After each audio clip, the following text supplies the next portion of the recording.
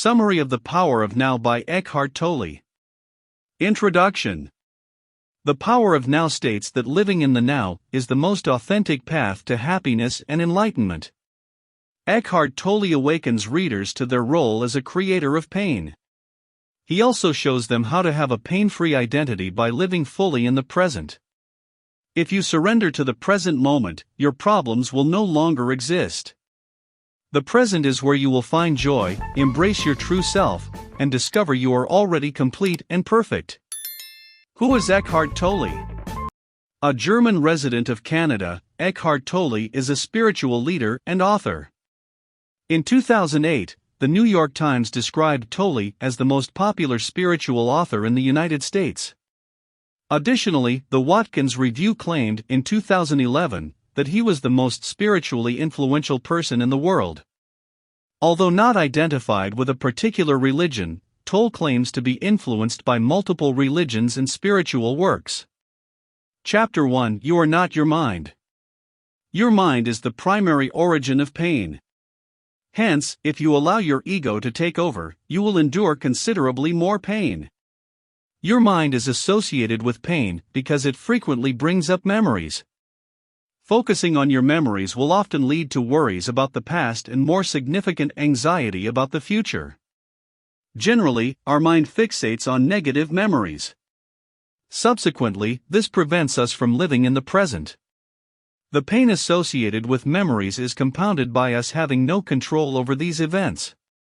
Eckhart Tolle highlights we only have control over the present. We have no control over our memories or future events. Tolle suggests you try to separate yourself from your mind due to the pain associated with your mind. Alternatively, try to focus on your body. Your body understands what is best for you. Subsequently, you can learn a lot about the critical factors within your life by choosing to focus on your body. Tolle argues that nobody has ever found enlightenment by focusing on their mind and ignoring their body. The Buddha was passionate about the concept of separating your mind from your body. The Buddha learned from spending 6 years abstaining, while also intermittently fasting, that he could not reach enlightenment by separating his body. Instead, he found the only effective practices to be those that helped him feel united with his body. Chapter 2: Consciousness, the Way Out of Pain. Focus attention on the feeling inside you. Know that it is the pain body. Accept that it is there. Don't think about it, don't let the feeling turn into thinking. Don't judge or analyze. Don't make an identity for yourself out of it. Stay present and continue to be the observer of what is happening inside you. Become aware not only of the emotional pain, but also of the one who observes, the silent watcher. This is the power of the now, the power of your own conscious presence. Then see what happens. By Eckhart Tolle.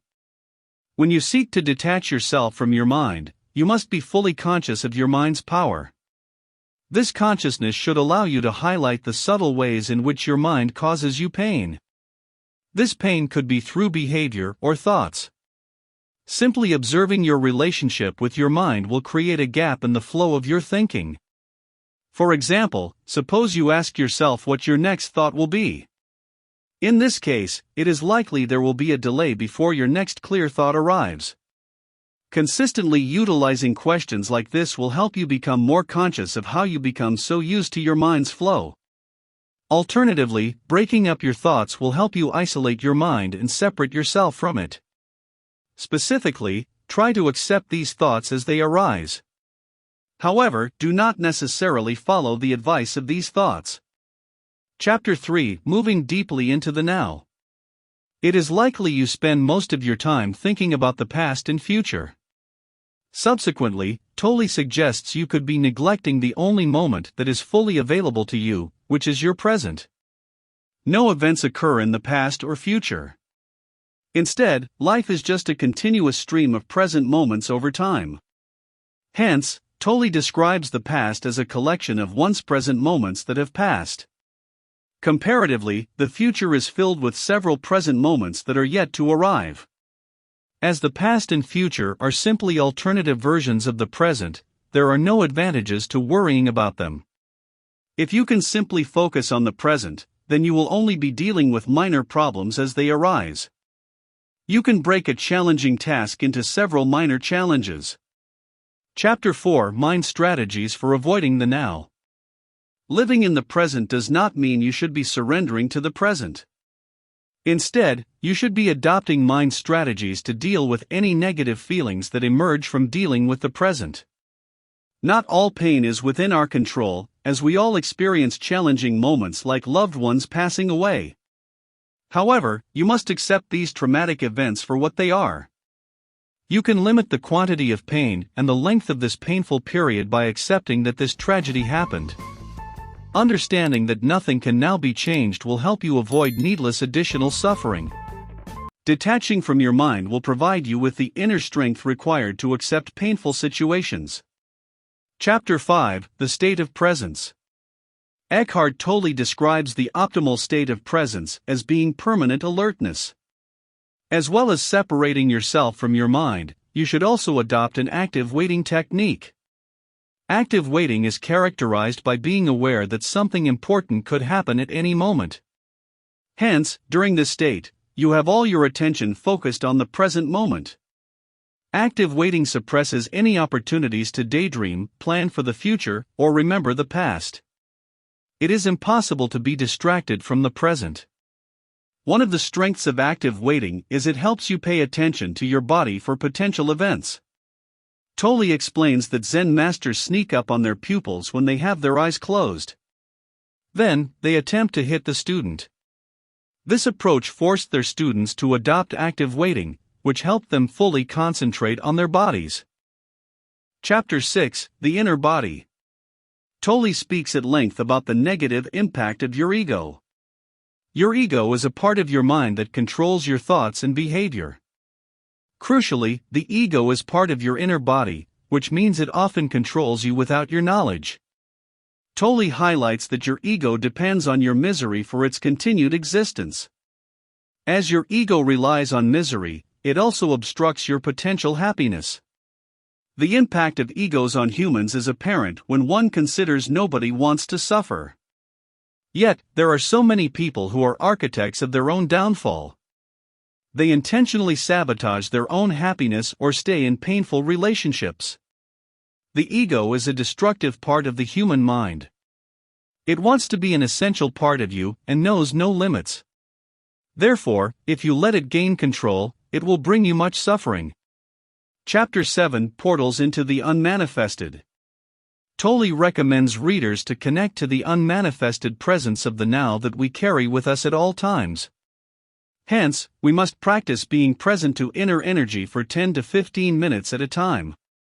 Breaking away from a focus on your body will allow you to be more aware of this energy.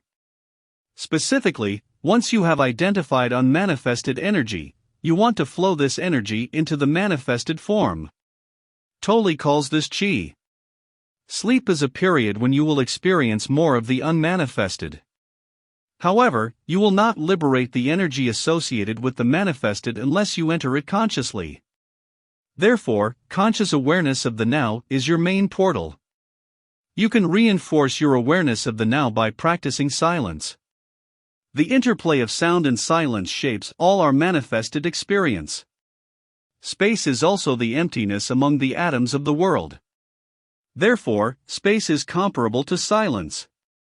It is usually impossible to be fully aware of space or silence. However, if you can become aware of space, you will also become aware of the unmanifested. Sleep is an example of an involuntary portal.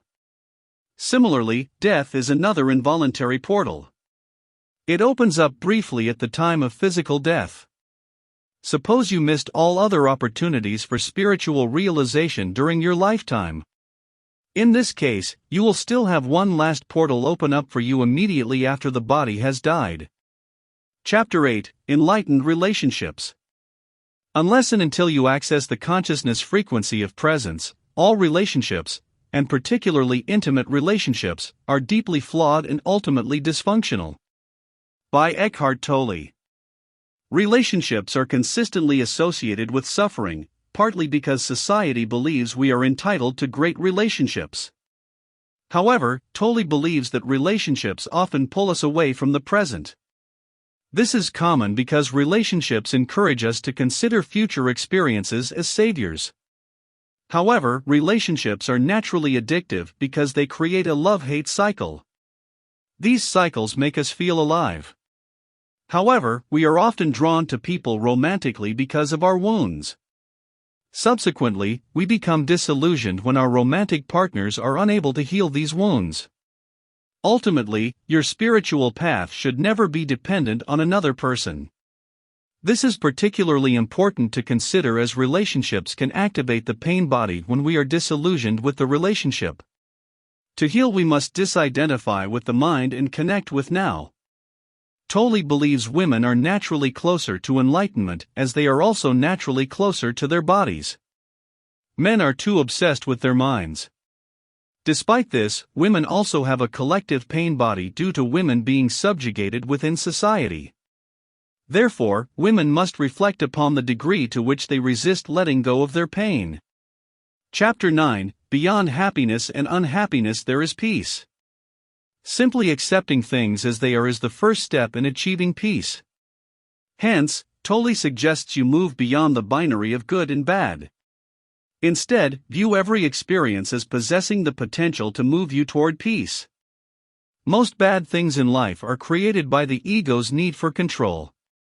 We can create drama when we battle with other egos, and we can create drama on our own, battling with our ego. Tolle says humans are the only life form on Earth that knows negativity. We use it to pollute our environment. Instead, utilize detachment so you can be free of expectations and acquire genuine compassion. Chapter 10: The Meaning of Surrender. Surrender is the simple but profound wisdom of yielding to rather than opposing the flow of life. By Eckhart Tolle. Surrender is not the same thing as resignation. One can surrender to the reality of a situation and still take steps to create a different path. Surrendered actions involve letting go of judgment while seeking change. Tolle believes that you can experience more effective motivation when you surrender.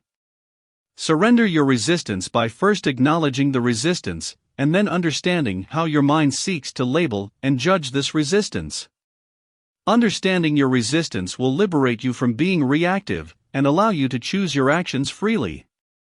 Surrendering is another way of achieving peace. Tolle suggests you mindfully surrender to each moment. Essentially, say yes to both what is and what isn't. Without surrendering, we are swapping potential peace for suffering through resistance. You will know that you have effectively surrendered when you no longer have to ask yourself whether you have surrendered. Concluding quote: The pain that you create now is always some form of non-acceptance, some form of unconscious resistance to what is. On the level of thought, the resistance is some form of judgment. On the emotional level, it is some form of negativity. The intensity of the pain depends on the degree of resistance to the present moment, and this in turn depends on how strongly you are identified with your mind.